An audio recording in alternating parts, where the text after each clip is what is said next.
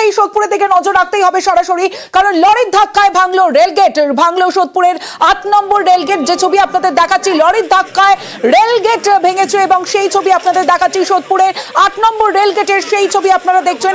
আর এভাবেই রেলগেট যেহেতু ভেঙে গেছে, এভাবেই ঝুঁকির পারাপার চলছে রেলগেটের পাশ দিয়ে। দেখুন যে ছবি আপনারা দেখছেন, সাইকেল কাঁধে ঝুঁকির পারাপার যাত্রীদের, সেই ছবি দেখাচ্ছি 8 নম্বর রেলগেট।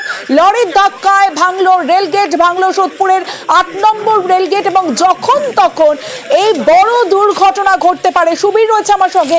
সুবীর, 8 নম্বর রেলগেট সোদপুরের অত্যন্ত গুরুত্বপূর্ণ একটা রেলগেট, কারণ ওভারব্রিজ দিয়েও অনেক লরি পাস করা যায় না, যেই লরি সব 8 নম্বর রেলগেট দিয়ে পাস করে। এইরকম একটা ঘটনায় তো অনেক বড় দুর্ঘটনা ঘটতে পারে।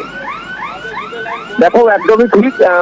সোদপুর 8 নম্বর রেলগেট একদম ব্যস্ততম রেলগেট। সেই জায়গা থেকে কিন্তু সোদপুর ফ্লাইওভারে ভারী যান চলাচল বন্ধ রয়েছে।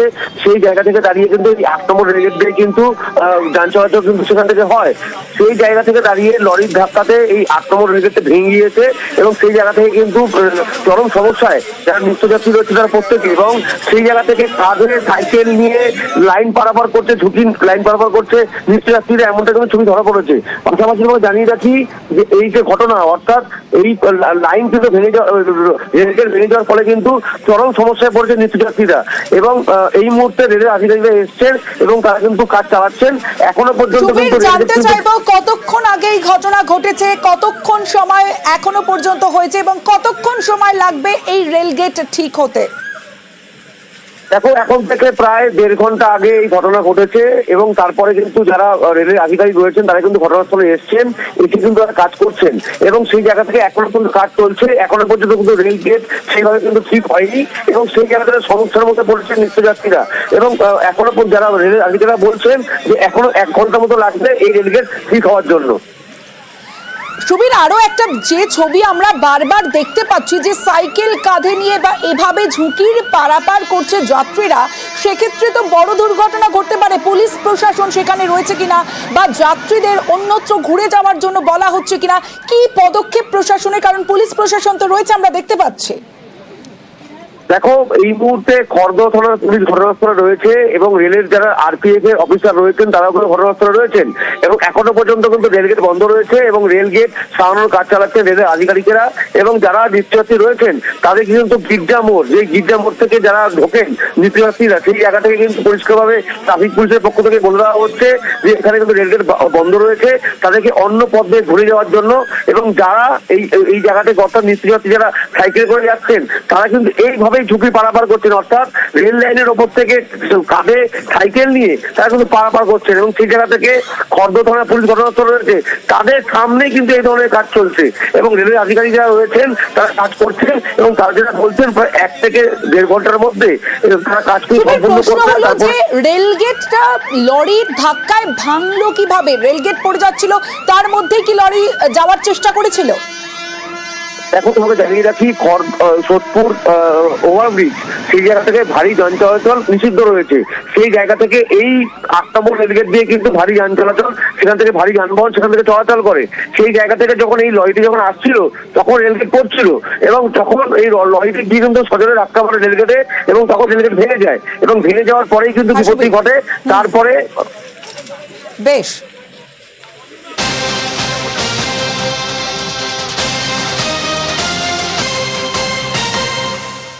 এতকাল সোদপুরের ছবি, যেখানে রেলগেটে ধাক্কা লরির এবং এখনো পর্যন্ত ঝুঁকির পারাপার চলছে। 1.5 ঘন্টা অতিক্রান্ত হয়ে গেছে, আরো 1 ঘন্টার মতো সময় লাগবে। অন্যদিকে বাঁকুড়াতে সেখানে প্রতিদিন ট্রেন লেট, প্রতিবাদে ঘন্টা 2 রেল অবরোধ। বাঁকুড়ার ঝাঁটি পাহাড়িতে রেল অবরোধ, খড়গপুর আদ্রা শাখায় ঘন্টা 2 অবরোধ। সপ্তাহের দ্বিতীয় দিন আজ মঙ্গলবার। স্বাভাবিকভাবে রেল অবরোধে যাত্রীদের যেমন হয়রানি, এবং যাত্রীরাই আজ প্রতিদিন যে নিত্য যাত্রীরা যাতায়াত করেন এই ট্রেনের দুর্ভোগের মধ্যে পড়েন, তারা আজ বিক্ষোভ দেখান, প্রতিবাদ করেন, অবরোধ করেন। প্রতিদিন ট্রেন লেট, আর এই ট্রেন লেটের জন্য এবার অবরোধ করলেন নিত্যযাত্রীরা। খড়গপুর আদ্রা শাখায় ঘন্টা 2 অবরোধ। আজও দেরিতে ট্রেন আসায় রীতিমতো বিক্ষোভ। রেল অবরোধের জেরে যাত্রী হয়রানি।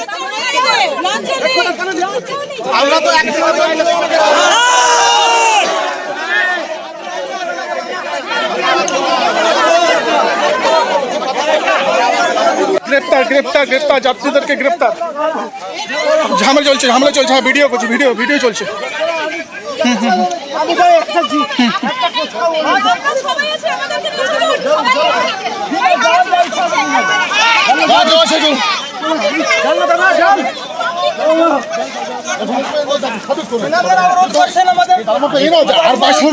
অসুবিধা হবে।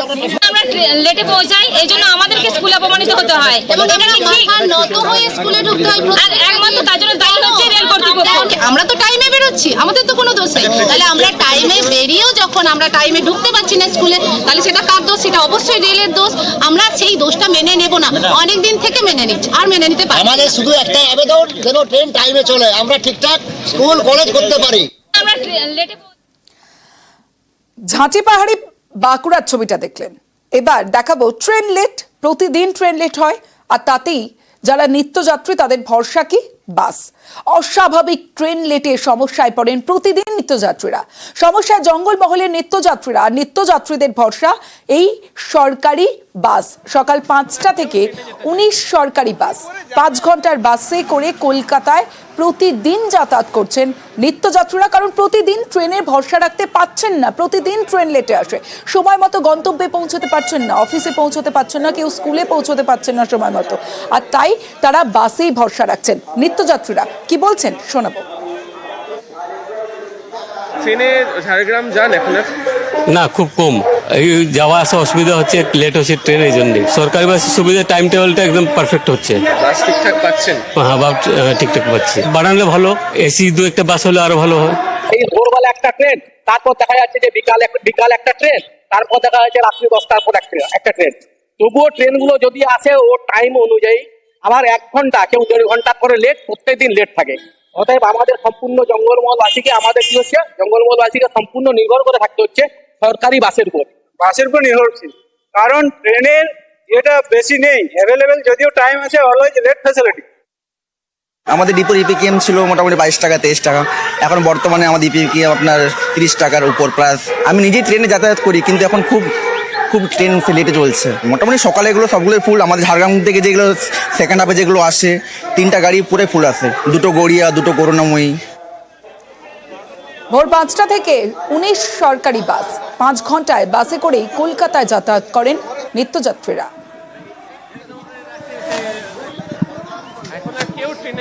সরকারি বাস দেখলে? অনেকক্ষণ পরে একটা দেখলাম, ভোগান্ত তো অবশ্যই। সরকারি বাস থাকলে সাধারণ মানুষের অনেকটা সুবিধা হয়। সরকারি বাস কেমন দেখতে পাচ্ছেন? সরকারি বাসে যেতে পারলে আমাদের সুবিধা হয়। সরকারি বাস বলে ভাড়ার দিক থেকে শুরু করে অন্যান্য সব বিষয়ের সুবিধা হয়, সেটু বেশি হয়। প্রাইভেট বাসে অনেকটা ওদের উপর ডিপেন্ড করতে হয়। আমি তো দেখি না, ওর জন্য এখন কেউ ওই সরকারি বাসায় আশায় থাকে না। না, দেখতে তো পাচ্ছি না, অনেকক্ষণ দাঁড়িয়ে আছে। কিন্তু সরকারি বাস হলে তো সাধারণ মানুষের ভাড়া কম। হ্যাঁ, হলে তো ভালো হয়। পাবলিক বাসই বেশি, ওগুলো খুবই কম। সরকারি বাস দেখতে পাচ্ছেন, রাস্তায় দাঁড়িয়ে আছেন দেখছি। না, দেখা তো যাচ্ছেই না। আমরা বেশি আগামী দিনে আরও বাস চালু হবে এবং মানুষের প্রয়োজন বেড়েছে। ট্রেনের প্রতি ভরসা এখন হারিয়েছে এবং অপরদিকে সরকারি পরিবহন প্রতি অনেকখানি ভরসা তাদের বেড়েছে। তার জন্য আগামী দিনে নতুন যে বাসগুলি আসছে সেগুলি জঙ্গলমহলে বিশেষ করে আরও বেশি করে বাস চালাবার আমাদের সামনের দিনে চেষ্টায় আছে। রেল ব্যবস্থা সম্পূর্ণ ভেঙে পড়েছে এবং রেল সার্ভিস ভীষণ পরিমাণে ব্যাহত হচ্ছে এবং ট্রেনের টাইম ঠিক থাকছে না। মাননীয় মুখ্যমন্ত্রী তিনি সরকারের দায়িত্ব নেওয়ার পর থেকেই জঙ্গলমহলকে পরিকাঠামোর দিক থেকে যেমন ডেভেলপমেন্ট করেছেন, তাই জঙ্গলমহল কিন্তু আজকে 15 বছর আগে যে অবস্থার মধ্যে ছিল সেই অবস্থা এখন কাটিয়ে উঠেছে। 2 বছর ধরে জঙ্গলমহলে বিভিন্ন রুট তৈরি করে সেখানে বাস সার্ভিস দেওয়া। আমরা এই মুহূর্তে ওখানে 19টা রুট আমরা তৈরি করেছি, সেখান থেকে কলকাতায় বাস চলাচল করছে। প্রতি কিলোমিটারে বর্তমানে 1 টাকা 75 পয়সা করে আয় করছে হচ্ছে সরকারি বাস।